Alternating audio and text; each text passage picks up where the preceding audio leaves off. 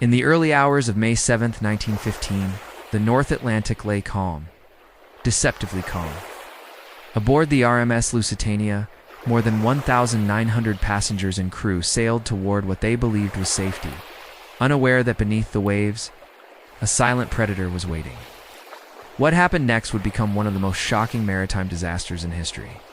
A tragedy that lasted just 18 minutes, yet changed the world forever. Tonight, we step back into those final moments, into the fear, the chaos, and the unimaginable heroism that unfolded as the Lusitania slipped beneath the sea. This is the story of lives lost, of fate sealed by war, and of the ocean that keeps their memory in its cold embrace. Welcome to Lost at Sea. Chapter 1. Passengers and crew, the morning of May 5th, 1915. Dawned over the bustling port of Liverpool with a gentle haze rolling off the Atlantic. At the docks, men shouted instructions over the clatter of cranes and the hiss of steam engines. Dock workers moved with the precision of a wheel-oiled machine, but their faces betrayed unease. War had crept quietly into every corner of life. Even the elegant RMS Lusitania, pride of the Cunard Line, could not escape the shadow of conflict. On the pier, Charles H. Miller, a young American banker, clutched his leather suitcase. He had booked this voyage months before, hoping to escape the monotony of office life, to breathe the salt air of the Atlantic and taste freedom that a city desk could never provide. He was tall, dark-haired, and just old enough to have known the stirrings of war through newspaper headlines, but naive enough to believe it could not touch him here. His eyes roamed the ship's grand decks, glinting funnels and polished brass rails, each detail sparking a childish awe. The Lusitania was not just a ship. It was a floating palace, a testament to human ambition and luxury. Nearby, Margaret Caldwell held her daughter Clara's hand tightly, her younger son Thomas tucked under her arm. The three of them were emigrating to America, leaving behind a life of scarcity for hope, for opportunity. Margaret's husband had passed 2 years earlier, and she carried her grief silently, a quiet determination in every step. As she gazed up at the towering ship, she felt a flutter of anxiety and instinct she could not explain. Perhaps it was the ominous sky, gray and shifting, or the restless movement of the sailors on deck. Whatever it was, she could not shake the sense that this journey, so full of promise, also carried an unseen danger. On board, Captain William Thomas Turner paced the bridge with measured steps. He was a man of discipline, with salt-stained hair and eyes sharpened by years of command. The Lusitania had sailed safely through the Atlantic countless times. But Turner was a student of the sea, a man who never underestimated its power. He had received warnings of U-boat activity along the ship's planned route. Intelligence intercepted and relayed from the Admiralty, yet he faced immense pressure to maintain speed. Delays would cost the company dearly. Passengers were paying for punctuality and prestige. Still beneath his composed exterior, Turner felt a ripple of unease. There was something about this voyage that made the air heavier, the Atlantic darker than usual. Below deck, sailors moved with practiced efficiency. Lifeboats were inspected, coal bunkers stoked, and the massive engines of the Lusitania hummed with life. Among them was Seaman Tommy O'Leary, a young Irishman who had joined the ship for adventure and pay. He joked with his mates about the Atlantic being bigger than any enemy, but in quiet moments, his mind wandered to his family back in Cork. He had written letters of bravado, but the thought of never returning gnawed at him like a persistent tide. As passengers settled into their cabins and promenades, the Lusitania's grandeur seemed to swallow worry. The dining halls gleamed with polished silver, the staterooms smelled of fresh linen and varnish, and the deck echoed with laughter, yet tension lingered in corners unnoticed. A sailor whispering about a torpedo sighted off the Irish coast, a mother clutching her child just a bit tighter, captains staring out at the horizon as if the waves might whisper secrets only he could hear. Charles explored the ship, passing staterooms and parlors, observing families and travelers alike. He paused at the grand staircase, watching a steward pour coffee with precise movements. The warmth of the aroma and the comforting clink of porcelain felt like a sanctuary, a fleeting bubble against the cold reality of the Atlantic. He didn't know it yet, but the same ship that offered luxury would soon transform into a churning, fiery nightmare. Margaret guided her children to the deck, the wind tugging at their clothes and hair. Clara laughed, a sound like a bell over water, oblivious to the shadows creeping beneath the waves. Margaret's heart ached, both for her children and for the fragile world they were entering, a world that the Lusitania's magnificence could not protect them from. As dusk approached on May 6th, a subtle unease settled over the ship. The ocean glinted under the sinking sun, a deceptive calm that belied the perils hidden beneath. Crew and passengers alike sensed something intangible. A whisper carried on the wind, a shiver that ran through the decks. Captain Turner lingered on the bridge, scanning the horizon, aware that the vast Atlantic could be both friend and executioner. That night, the Lusitania slept beneath a sky smeared with stars, unaware that the tides of history were already turning. In the Atlantic's cold heart, a German U-boat waited silently, its steel hull cutting through the darkness with lethal patience. Somewhere on the Lusitania, Charles dreamed of freedom and adventure. Margaret dreamed of a new life in America. The sailors dreamed of routine, of safe passage. None could have imagined that, within hours, their dreams would be shattered by fire, water, and the abyss. Chapter 2. The voyage begins the morning of May 6, 1915. Broke over the Atlantic with a fragile silvery light. The Lusitania had left Liverpool the previous afternoon, her great funnels spitting smoke into the sky as she cut through the calm waters.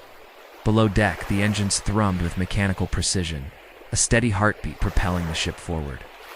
On the decks above, passengers were awakening to the rhythm of waves against steel, unaware that the Atlantic could so quickly become an enemy. Charles Miller stood at the rail, leaning slightly into the wind. The cold air bit at his cheeks, but it was invigorating, a reminder that he was alive and far from his office. He watched the endless horizon, the waves rolling like dark glass beneath the ship. There was a strange beauty to it, hypnotic in its constancy, and yet he could not shake a small prickle of unease. Perhaps it was the subtle rigidity of the crew, the way their eyes scanned the horizon, with quiet vigilance, or perhaps it was simply the knowledge deep in the back of his mind that the world beyond the ship was at war. On the promenade deck, Margaret Caldwell walked with her children. Clara clung to her mother's hand, skipping over the wooden planks, while Thomas leaned against the railing, gazing down at the ocean with wide, fascinated eyes. Margaret's heart was heavy with conflicting emotions.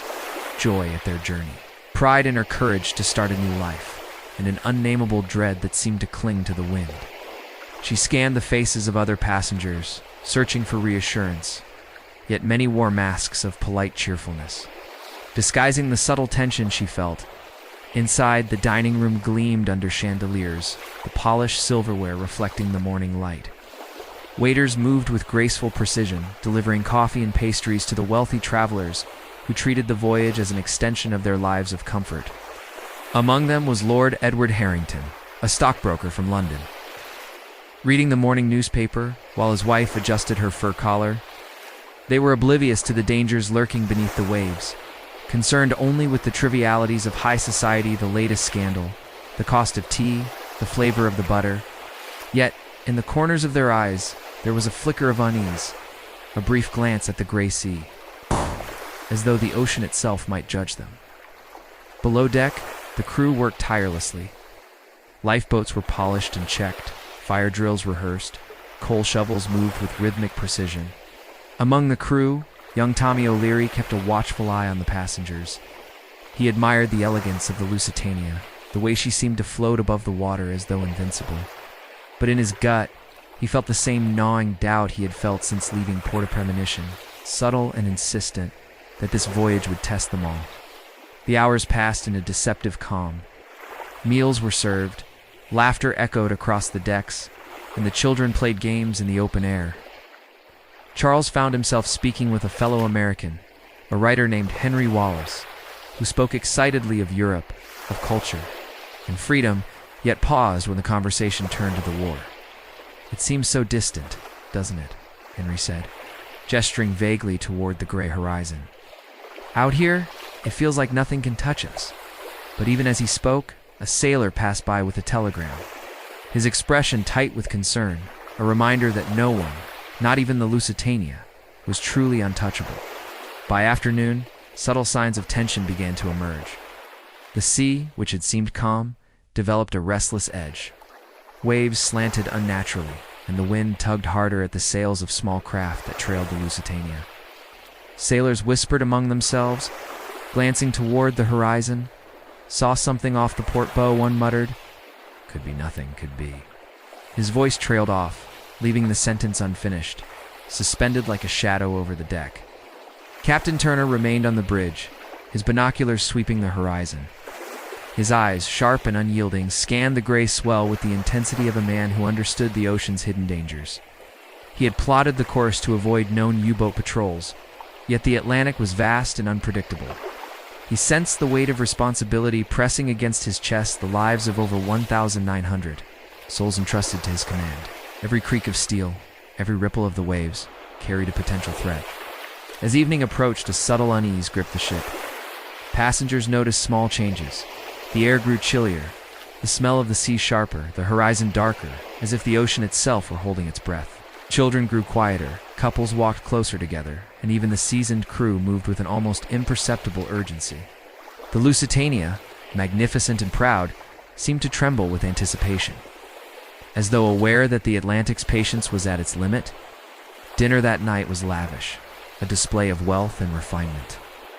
Margaret ate quietly, her mind preoccupied with her children and the journey ahead.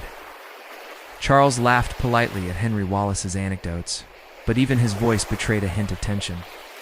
And below decks, the engines hummed a steady, unyielding rhythm, oblivious to the storm of events soon to come.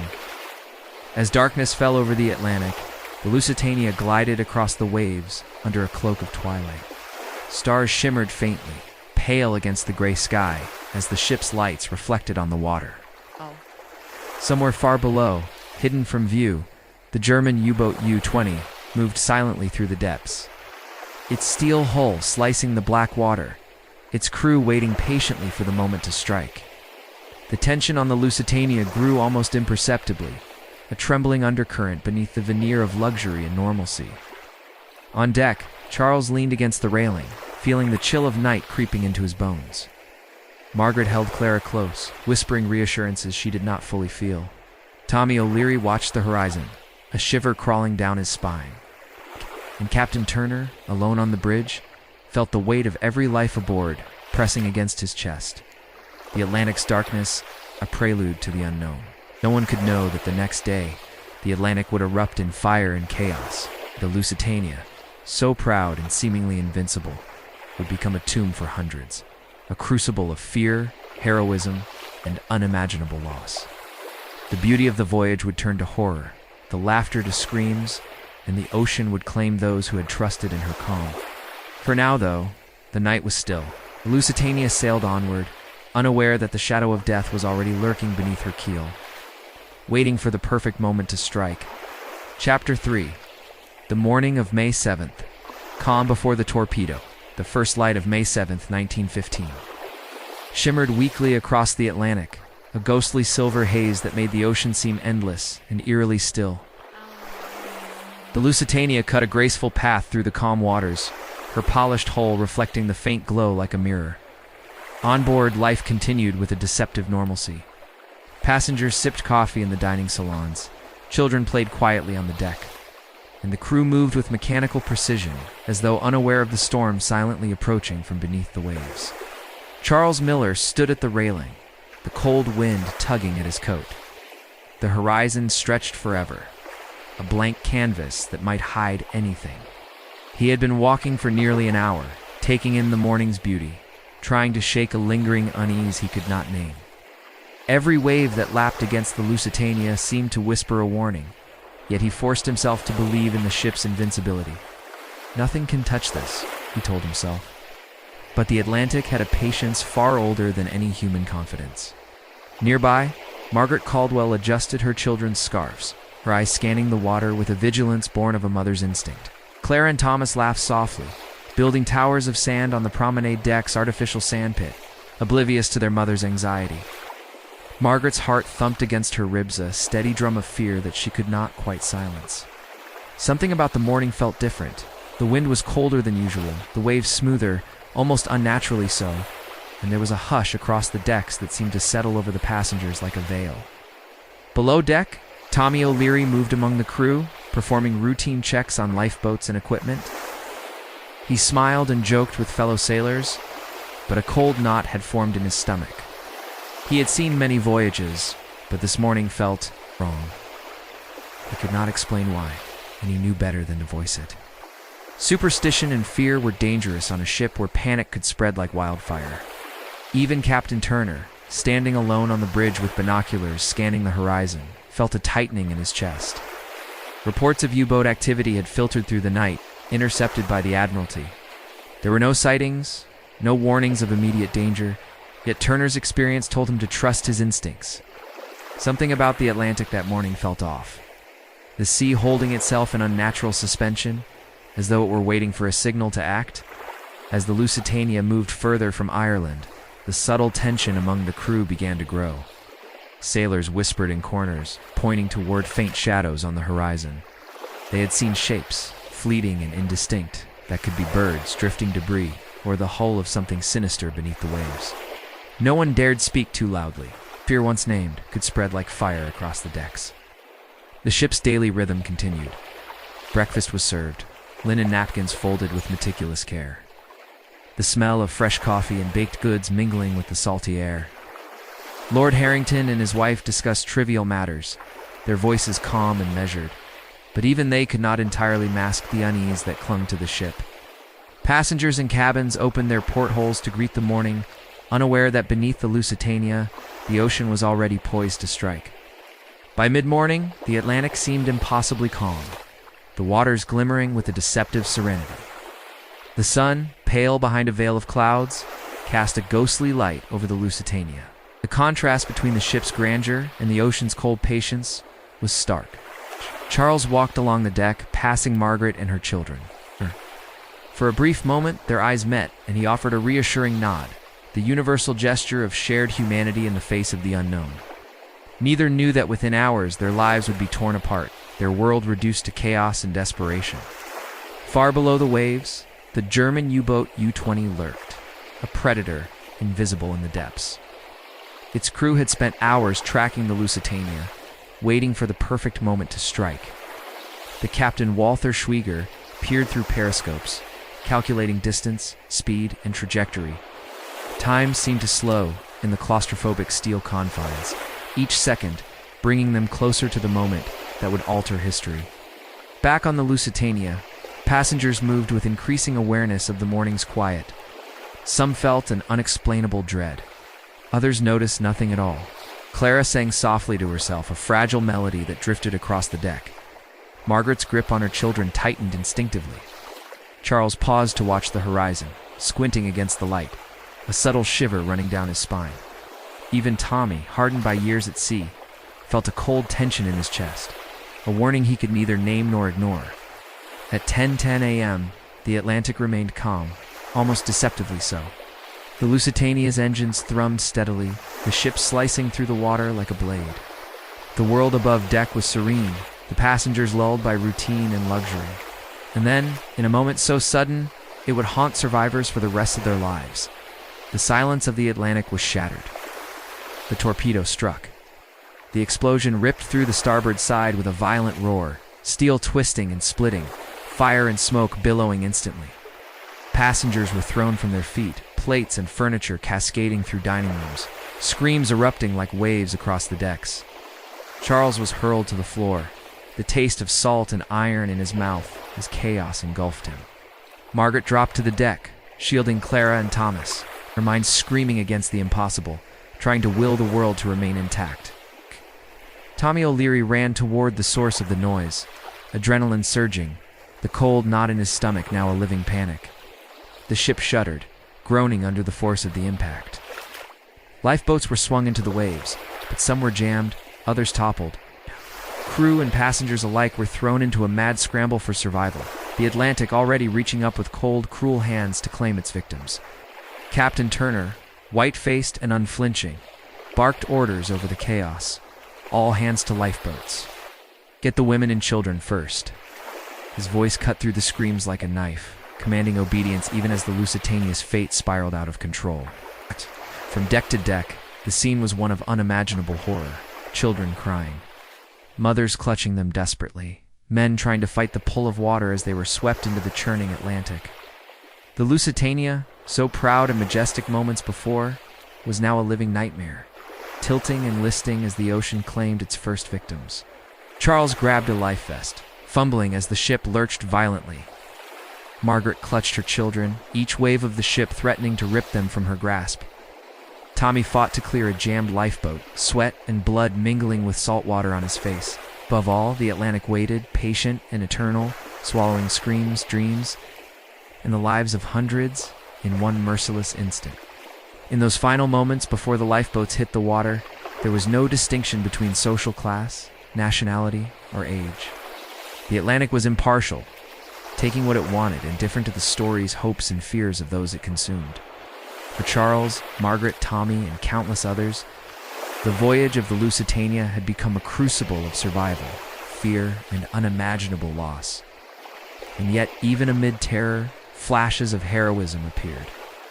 A sailor pushed a child into a lifeboat, sacrificing his own chance of safety. Passengers linked arms to prevent children from being swept away. Charles helped Margaret with Clara, his hands trembling as he tried to steady them both. The Atlantic, eternal and cruel, was still matched by fleeting acts of human courage.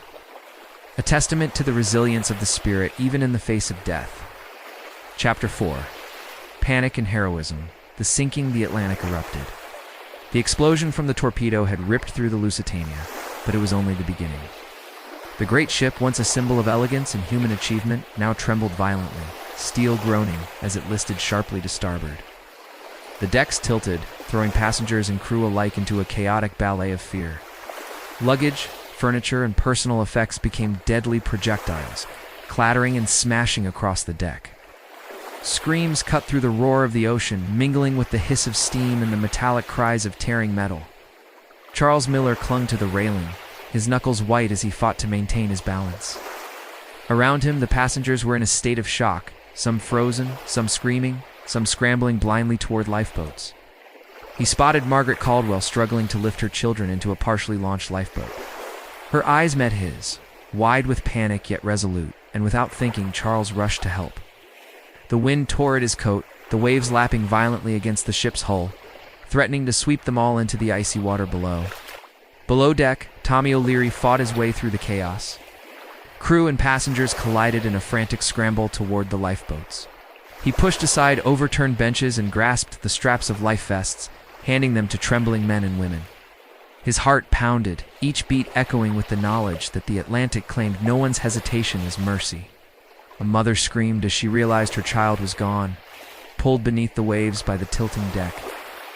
Tommy swallowed the lump in his throat and kept moving. There was no time to grieve. Survival demanded action. Captain Turner remained on the bridge, his white hair plastered to his head with sweat, voice hoarse from commanding order over the cacophony. Women and children first. "Move, move," he shouted, his tone sharp, unyielding, yet carrying the weight of desperation. He knew the Lusitania would not survive much longer. The torpedo had breached the hull, and water was flooding the lower decks at a terrifying speed. Every second brought them closer to the abyss. On the deck, passengers clung to lifeboats that were either improperly lowered or swept aside by the surging water. Some attempted to climb ropes to reach safety, only to slip back into the churning Atlantic. Others formed chains, holding onto one another as a desperate barrier against the current. The air was thick with the stench of salt, smoke, and fear, punctuated by the cries of the wounded and the dying. Charles and Margaret managed to hoist Clara and Thomas into a lifeboat, the child's small body trembling in Margaret's arms. Charles gripped the side of the boat, trying to steady it, his eyes scanning the deck for any remaining family members or crew in need of aid. A sailor shoved him back toward the Lusitania as the boat drifted away, and Charles realized, with a jolt, that leaving the ship might be the only chance of survival, but it meant abandoning those still trapped aboard. Amid the chaos, flashes of courage shone like beacons. A father shielded his wife and children, sacrificing his own chance at survival. A young steward fought to free a jammed lifeboat, his hands bleeding, sweat stinging his eyes. Tommy O'Leary, despite the fear coursing through him, pulled a small child from the rail, tossing her into safety before himself being swept into the freezing water moments later. Each act of heroism was a fragile spark in a sea of terror, a reminder that even in the face of death, humanity endured. The ship's list grew more pronounced. The Lusitania's once mighty funnels scraped the water, and the forward decks began to submerge. Water surged through broken portholes, lifting entire cabins as though the Atlantic itself were trying to swallow the vessel whole. The screams of those trapped below mixed with the cries of those clinging to life above. Captain Turner, finally realizing the inevitability, gave his final commands. "Get everyone off you can.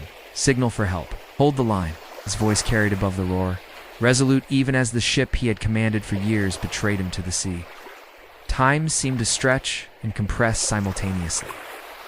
Seconds were hours. Moments felt infinite. Passengers who had moments before been laughing, reading, or resting were now thrust into a desperate struggle against death. Children cried for their mothers, mothers for their children. Ow. Charles held Margaret's hands as the lifeboat rocked violently, struggling to keep it from capsizing. Around them, others clung to debris, their faces etched with terror, disbelief, and grief. Then, in a heart-stopping instant, the Lusitania gave a violent shudder and began its final plunge. The great ship's stern lifted, towering above the water before it pitched violently forward. Water cascaded over the decks, sweeping passengers and crew into the Atlantic's cold embrace. Charles felt the current pull at him, dragging him toward the dark depths. But he gripped Margaret's hands, refusing to let go. Clara's terrified screams pierced the chaos, echoing across the water like a fragile plea.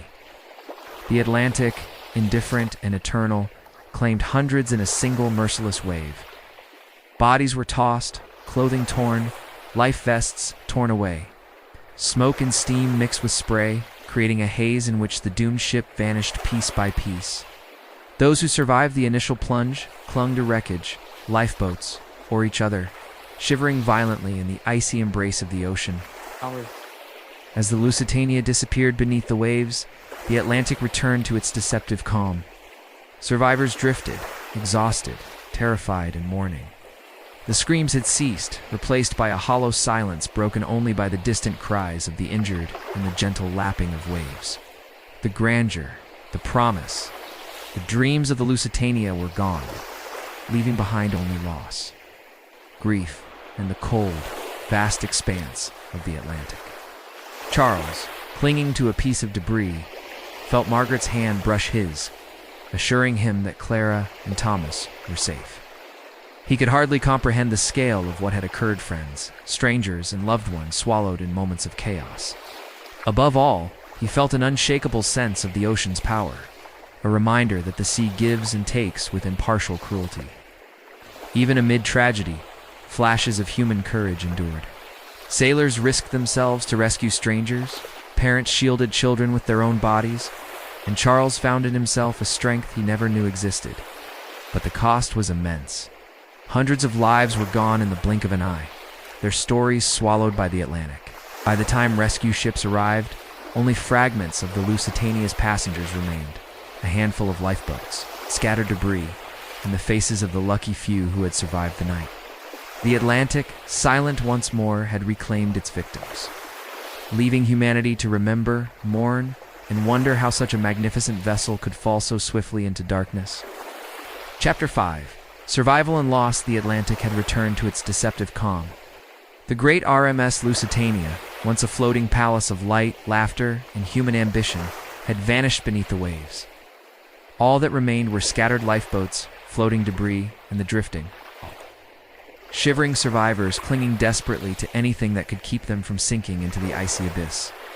Charles Miller floated atop a half-submerged deck chair, his coat soaked, his hands numb, and his lungs burning from the cold. He searched frantically through the water, eyes straining for Margaret and her children. Relief surged when he saw her, clinging to a life preserver with Clara's arms wrapped tightly around her mother and Thomas, holding on with all his strength. For a brief, fragile moment, there was hope, a tenuous thread against the overwhelming despair surrounding them. Around them, the scene was chaos incarnate. Lifeboats bobbed precariously in the waves, some half full, others overturned, carrying the few fortunate enough to escape the initial plunge.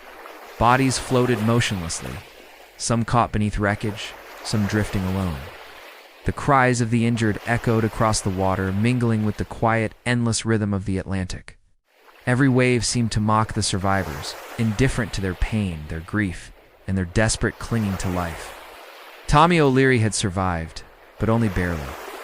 Shivering violently, he clung to a splintered railing. Blood streaked across his face, where he had been scraped by metal. He had watched friends, fellow sailors, and strangers alike swept away, swallowed in moments of terrifying speed. The courage he had displayed in saving others now weighed on him, a hollow triumph in a sea full of loss. The survivors were a mix of the fortunate and the traumatized. Some prayed quietly, whispering names of lost loved ones, while others wept openly, their bodies shaking from cold, shock, and grief. The Atlantic was merciless, allowing no pause, no comfort. Rescue ships began to arrive hours later, tiny silhouettes against the vast horizon. They hauled survivors from the water, their nets filled with the living and, tragically, the dead. Charles helped Margaret and her children into a lifeboat, their arms intertwined, bodies pressed close for warmth. Each survivor's story was etched on their faces: fear, trauma, and the memory of witnessing death in its purest form. No words could describe the horror they had endured, nor the silence that now pressed in around them, broken only by the occasional cry or the lapping of the waves. Captain Turner, though spared, was a hollow figure of authority.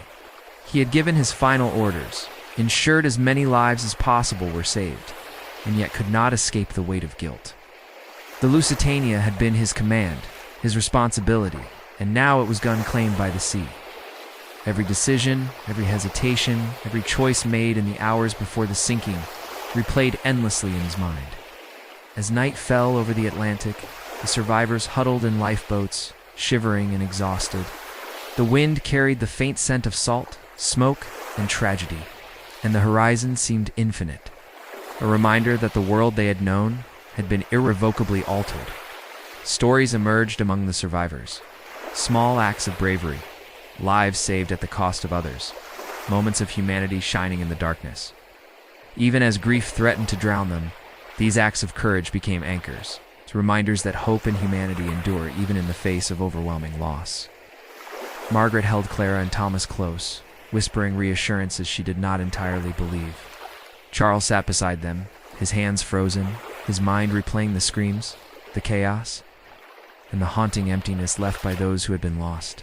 For every survivor, the images of that day would remain etched forever: the flash of steel, the roar of the torpedo, the screams, the frantic struggle to grasp life in a sea that demanded its toll. By the following morning, rescue operations had gathered the living, leaving behind only fragments of the Lusitania and a haunting expanse of water where over 1,100 souls had been claimed. The Atlantic, indifferent and eternal, kept its secrets beneath the waves. Families across the world received telegrams, letters, and reports that shattered their lives, each name added to a growing ledger of grief. The survivors were transported to ports wrapped in blankets and tended to with gentle hands, yet nothing could erase the memory of the sinking, the faces of those lost, or the knowledge that the ocean had taken indiscriminately, sparing only a few. Charles, Margaret, and her children would live on, carrying the weight of survival alongside the haunting images of despair and heroism intertwined in that fateful day.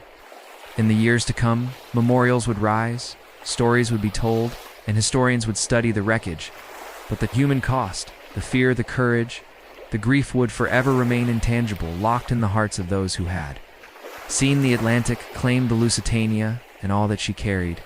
The sea, eternal and impartial, had whispered its reminder: beauty and ambition may rise, but beneath the waves nothing is immune to its power. Even now, the wreck of the Lusitania lies beneath the waves, a frozen testament to lives lost, to bravery and tragedy, to dreams swallowed by the indifferent ocean. And as the Atlantic continues to stretch, endless and eternal, the story of that May morning lives, and a warning, a remembrance, and a tribute to all who were lost and all who survived. Epilogue: Memory of the Lusitania. Decades have passed since that fateful day in May 1915, yet the Atlantic still whispers the story of the Lusitania. Beneath the waves lies the hull of the once majestic liner, now corroded and silent. a grave for over 1,100 souls claimed in an instant of violence. Divers who explore the wreck speak of twisted steel, scattered personal effects, and ghostly reminders of lives interrupted, a child's toy, a woman's scarf, a man's diary half buried in silt. Each artifact is a fragment of human history, frozen in the cold embrace of the ocean. The Lusitania lives on in memorials, in letters preserved in museums, in photographs of families never reunited, and in the stories passed from generation to generation. The tale is not only one of tragedy, but of heroism, of sailors who gave their lives to save others, of mothers who protected children against impossible odds, and of passengers who in their final moments displayed courage in the face of death. Historians debate the circumstances of the sinking, whether it was an act of war, a miscalculation, or a combination of both. Yet, for those who were there, for the survivors and their descendants, the numbers and politics are secondary.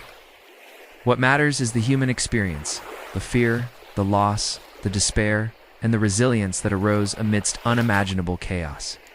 The Lusitania is remembered not just as a ship, but as a symbol of human vulnerability and the ocean's relentless power. Even today, the Atlantic carries its silent lessons. The sea offers beauty, sustenance, and freedom, but it also commands respect, patience, and humility. The Lusitania reminds us that luxury and ambition can never fully shield us from the forces of nature, or from the sudden, often incomprehensible tragedies that shape history. For the survivors, the memory of that morning never faded.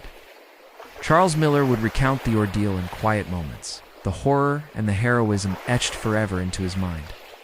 Margaret Caldwell and her children carried the loss of friends, strangers, and the many who had vanished beneath the waves. Tommy O'Leary and the crew who had survived bore the weight of witnessing death on a scale almost unimaginable. Their stories are fragments of a larger tapestry, a reminder that every life lost was real, vivid, and irreplaceable. The Lusitania rests in silence, but her story continues to speak. It speaks in the memory of those who survived, in the tears of those who mourned, in the historical record, and in the gentle whisper of waves across the Atlantic. Each ripple on the surface of the sea is a testament to the fragility of human life, the courage of the human spirit, and the eternal mystery of the deep. The Atlantic waits still, as it always has, as it always will. And beneath its surface, the Lusitania and all who sailed with her remain. A haunting reminder of the night when ambition, luxury, and human hope collided with the vast, impartial power of the sea. More than a century has passed since the Lusitania vanished beneath the Atlantic, but the echoes of that morning still ripple through history. Thousands of families were forever changed, and the world would never again view the sea or war the same way. Today, the wreck rests in darkness, a rusting monument to those who never came home. But their stories, their courage, live on. Thank you for joining me on this journey into one of the ocean's most haunting tragedies. If this story moved you, please like, subscribe, and share to help keep these memories alive. Until our next voyage, stay safe, stay curious. And remember, the sea never forgets.